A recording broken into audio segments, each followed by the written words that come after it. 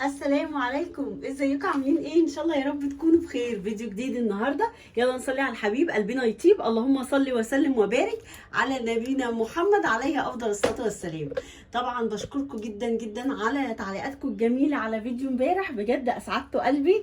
وفعلا انا معايا الناس الجميله، يعني خلاص اللي باقي معايا دلوقتي في القناه الناس الجميله، الناس اللي بتحبني من قلبها. كتر كتر الف خيركم، ربنا يخليكم ليا يا رب ويديمكم النعمه في حياتي. طبعا انا اسفه جدا امبارح على التصوير، ما كانش احسن حاجه، لان طبعا كتر كتر الف خيرهم. حبيبتي رابحه وحبيبتي بدريه ان هم غلفوا الحاجه كده، لان كانت اغلبتها ازاز يعني، فكانوا خايفين قوي انها تتكسر. وكمان كان فيها حاجات سايله، وانتوا عارفين بقى احنا لما بنروح بس السوبر ماركت ونجيب حاجات، فبنقعد نحط كل حاجه لوحديها، الحاجات المسحوق لوحديها والحاجات الدوني لوحديها وحاجات المطبخ لوحديها، فما بالكم بقى الحاجه كانت كلها على بعضها. وعلى فكره ما شاء الله اللهم بارك، الحاجه جت متغلفه كويس جدا، مفيش اي حاجه مكبوبه، مفيش اي حاجه مكسوره. ده طبعا بشكرهم، لان هم ما طلعتش شركه الشحن اللي مغلفه الحاجه، هم اللي مغلفين الحاجه، فتسلم تسلم ايديهم.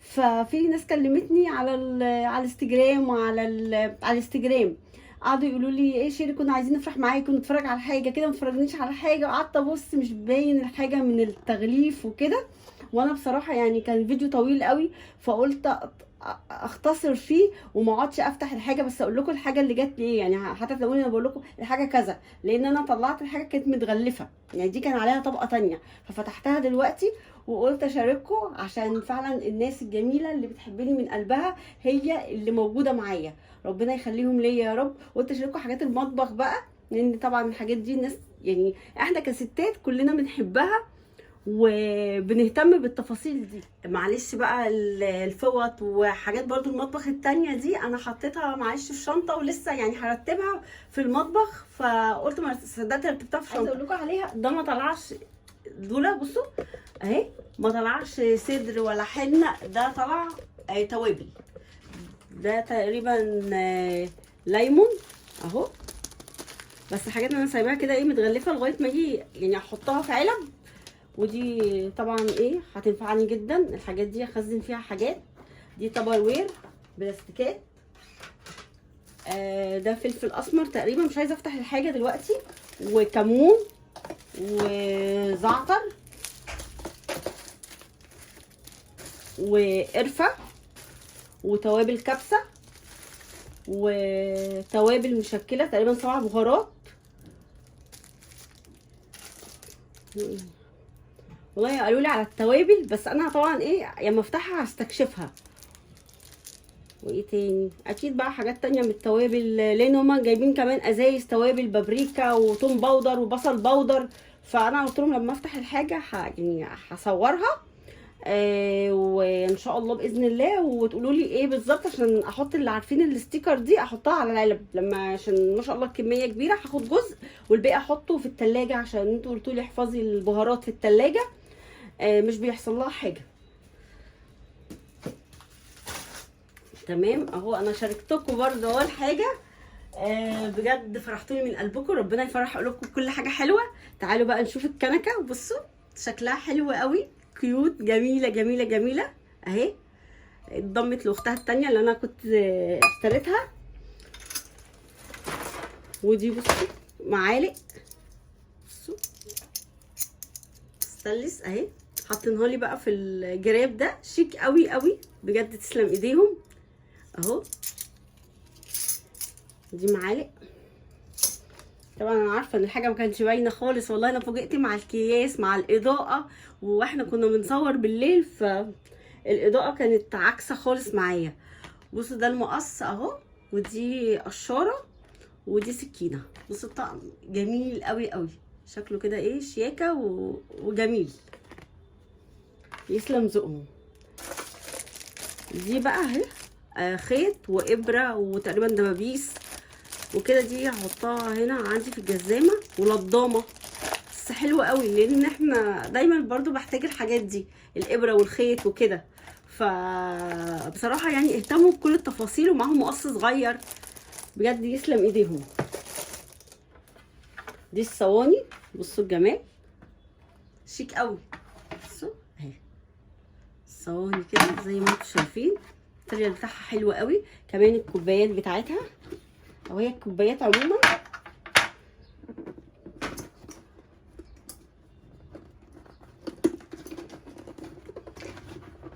استنى مش عايزه ايه، ايوه كده. بصوا شايفين الشياكه والجمال؟ الله، حلوه بقى. واضحه كده التصوير؟ قولوا لي واضح. واضح يا شيرين التصوير. اهي الكوبايات اهي عسل قوي. تسلم ايديكم بجد، يعني انتوا عارفين فرحتوني قد ايه. وبجد ميرسي قوي للكومنتات الجميله، والناس اللي بتفرح للناس من قلبها، والناس اللي قعدت تكتب لي كأن الحاجه هي عندي، كأنها جت عندي. الله يبارك لك يا رب. والناس الجميله اللي قعدت تقول لي كأن الحاجه موجوده عندي. يا رب يرزقك يا حبيبتي ما تتمني وزياده واكتر يا رب. دي بصوا الحاجات دي زي كوستر كده عايزه ايه؟ تشربي؟ ماشي خدي تشربي. خدي من الكولدير ماشي، من التلاجة. بصوا بقى الكوسترات دي اهي، حط عليهم كده الحاجه. هنا ممكن نحط مكسرات، كاندي للولاد، صوصات يعني توميه، كاتشب اهي.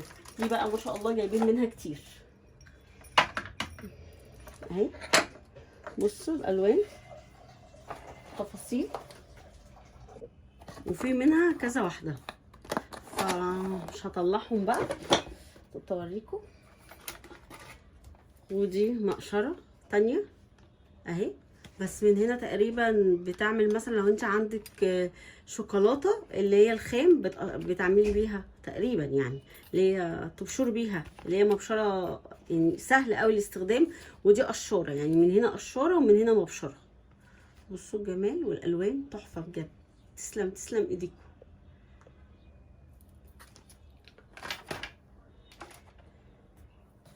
اهي دي مغرفه كده او معلقه، وكمان كده الفرشه يوس بتيوله. الوانهم في منتهى الجمال، والوانهم جميله قوي ورقيقه قوي. دي بقى الفتاحه اهي، بتاعت علب التونه، بتاعت الصلصه، للكنز، الحاجات دي. بقى ساعات طبعا ايه بيبقى فيه سهل الفتح، واوقات لا يعني، فبدل بقى بتعملي السكينه، فدي جميله جدا. دي تقريبا برضو مقشره، ودي سكينه صغننه. هما تقريبا عارفين عندي عجز في السكاكين، او السكاكين بتاعتي مش حاميه. السكاكين بارده، فعشان كده بقى جابوا لي ايه السكاكين، لانه بيقولوا احنا حافظين التفاصيل بتاعتك، احنا الفيديو بتاعك بنبقى حافظينه، قايمين من الفيديو كاننا حافظينه بالظبط بكل التفاصيل. تسلموا لي يا حبايب قلبي. ودي معلقه، ودي برضو كده زي ايه، دي اللي بتطلع الجلاش، المكرونه البشاميل. مش انتوا اكيد ايه عارفين يعني فاهمين قصدي ايه. برضو ايه زي مغرفه حلوه قوي. طبعا ايه بصي ايه شرطه في الحاجات دي.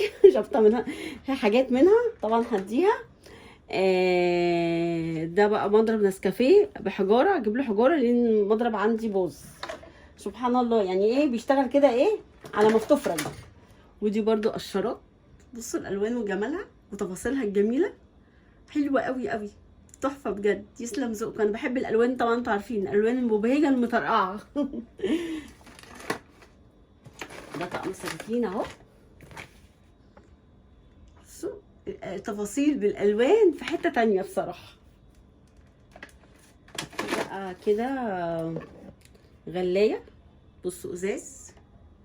بصوا كده التصوير الصراحه انا شفت ظالم الحاجه، معلش بقى الخزين وحاجات للولاد وكده، مش هطول عليكم في الفيديو واصور كله، بس حبيت برضه اشارككم التفاصيل الجميله دي، عشان الحاجات دي ان شاء الله تشوفوها معايا في المطبخ. عجبني قوي.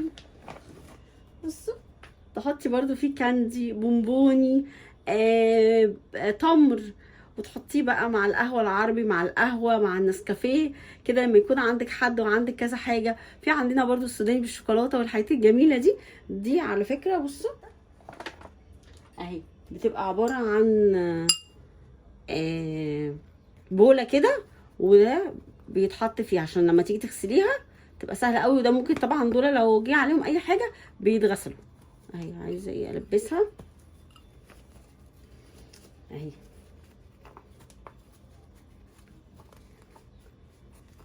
بصوا اهي، يا راسي على السكر، كيوتة قوي، حلوة قوي قوي. بس التفاصيل بجد يعني في حتة تانية التفاصيل. وبرده مضرب تاني اهو. ودي اللي هي مش عارفه بقى مغرفه اسمها ايه اللي بتشيل، وبرده مغرفه صغننه كده، شكلها سكر قوي والوانها خطيره بجد، تحفه.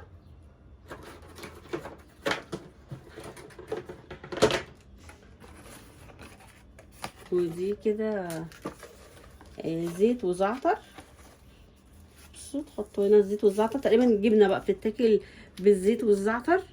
احنا بنحب الجبنه القريش نحط عليها زيت زيتون وزعتر، بتبقى طعمها حلو قوي، فجميله جميله قوي. هما بعتلي كمان زعتر وزيت، يعني مهتمين بكل التفاصيل بصراحه. اهي. لو ممكن خلي بالكم يكون في حاجات تانية في الكرتونه، وانا شلت الحاجه لسه لغايه ما ارتبها، بس دي الحاجات اللي كانت قدامي. وده غطا اكيد بتاع علبه، يعني بصي طلعت لي الحاجات دي، فده اكيد برضو بتاع علبه هشوفه، لان طبعا الحاجات عقبال ما ارصها تاخد مني وقت. بصوا اهو ده اللانش بوكس بتاع لوزي. بصوا سكر قوي، التفاصيل بتاعته معدن من جوه كده او ستانلس عشان الحاجه تبقى سخنه فيه، حلو قوي لو طالعين رحله كمان. الشوكه بتاعته والمعلقه محمله اهي.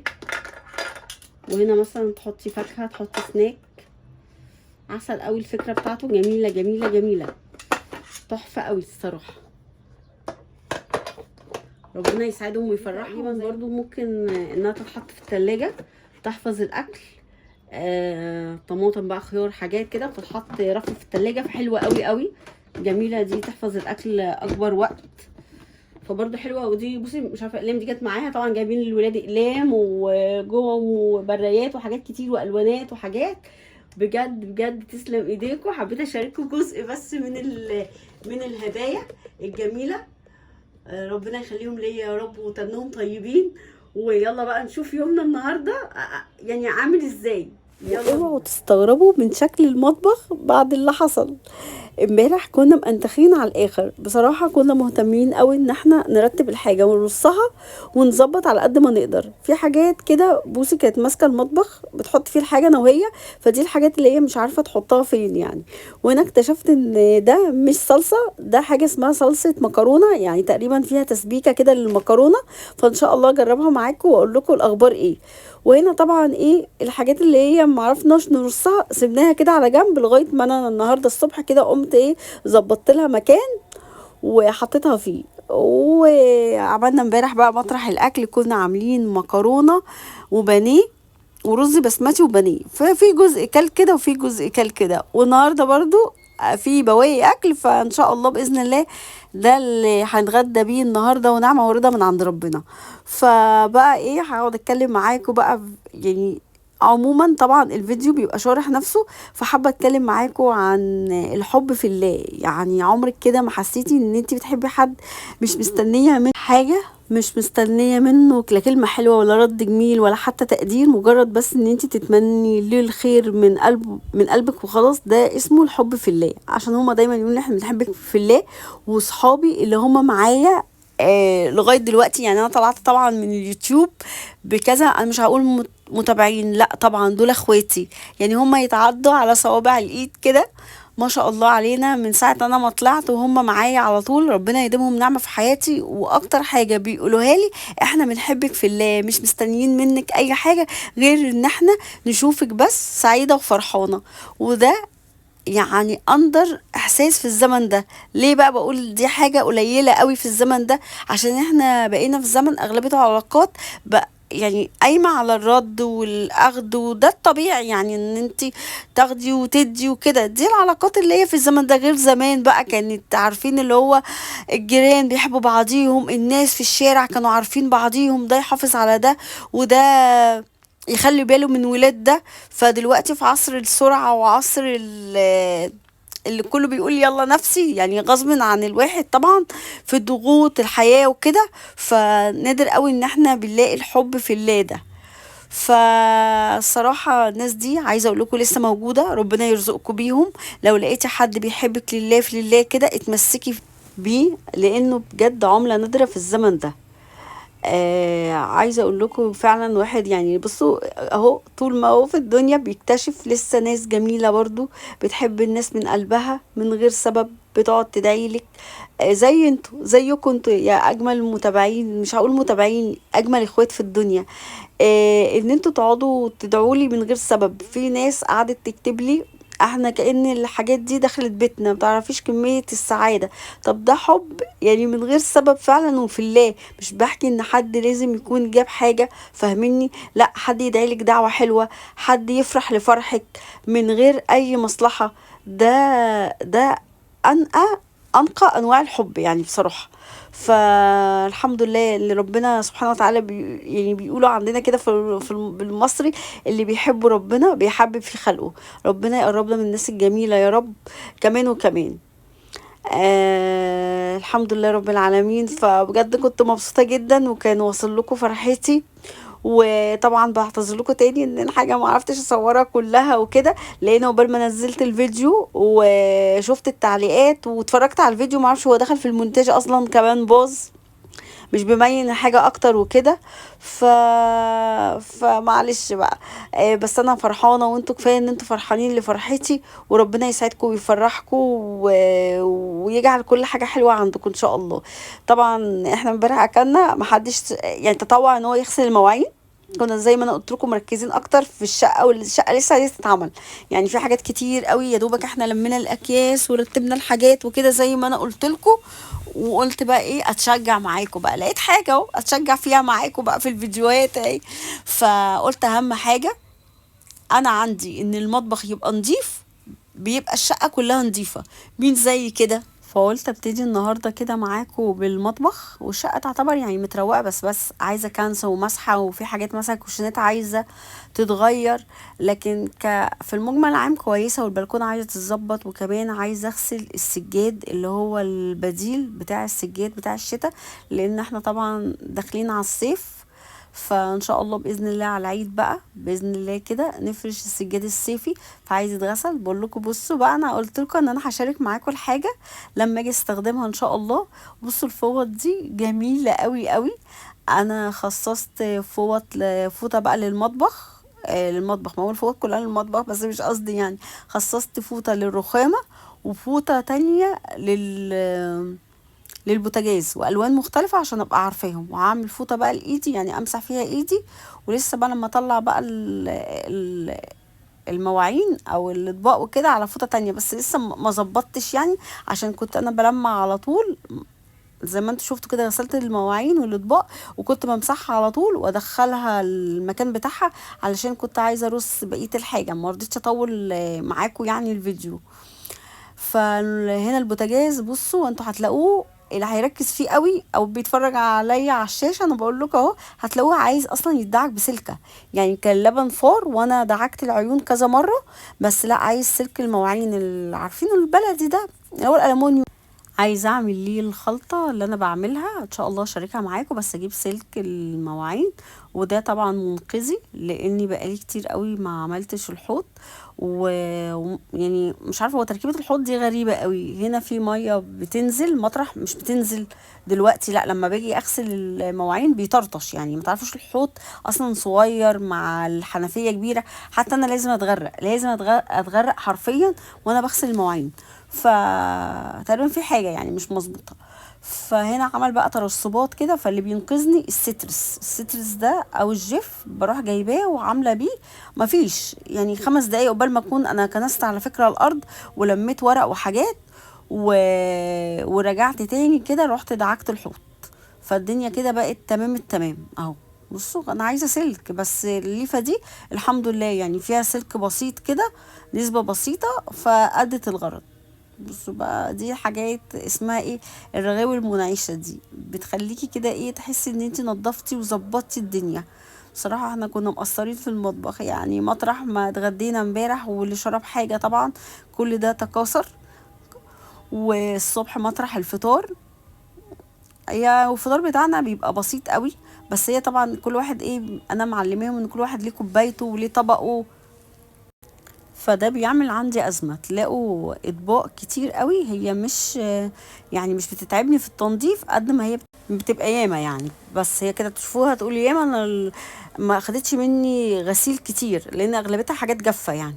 فالحمد لله بقى ظبطت الدنيا كده وخليتها زي الفل. بصوا الحوض بيلمع بجد لما تكونوا مقصرين في الحوض او البوتاجاز، اي حاجه استانلس، الجيف او السترس. طبعا عايزه اقول لكم الجيف يعني سعره بالنسبه للسترس عامل ده 85، التاني 180، يعني الضعف.